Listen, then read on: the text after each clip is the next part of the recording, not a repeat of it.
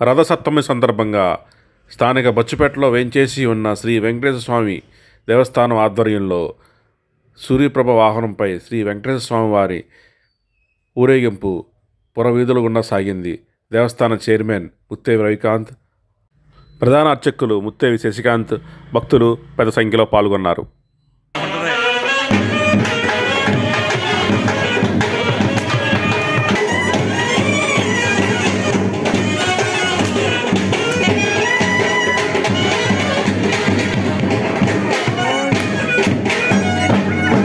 ఆరాధన చేసుకుని వాహనం బయలుదేరబోతుంది. అందరూ కూడా ఉండి మళ్ళీ 11 గంటలకి ఆ స్వామివారి చక్ర స్నానం తిరుమలలో జరిగినట్లుగా మన సహస్రధార పాత్రలో జిల్లేడాకుల్ని పెట్టి ఆ చక్ర పెరుమాళ్ళని అందులో పెట్టి ఆ స్వామివారికి స్నానం అయిన తర్వాత ఆ నీళ్ళందరికీ కూడా చక్ర స్నానంగా రథసప్తమి పర్వదినంలో అభిషేకం కూడా ఉంటుంది. అందరూ కూడా ఆ చక్ర స్నానం చేయటం ద్వారా మనం ఈ రోజున ఇంటి దగ్గర ఏదైతే సప్త జన్మ భవేద్ రోజు 7 జన్మల్లో చేసినటువంటి పాతకాలన్నీ కూడా రథసప్తమి రోజు జిల్లేడాకులు 7 శిరస్సును పెట్టుకుని స్నానం చేస్తే సప్తజన్మ పాతకాలు తిరిగిపోతాయి.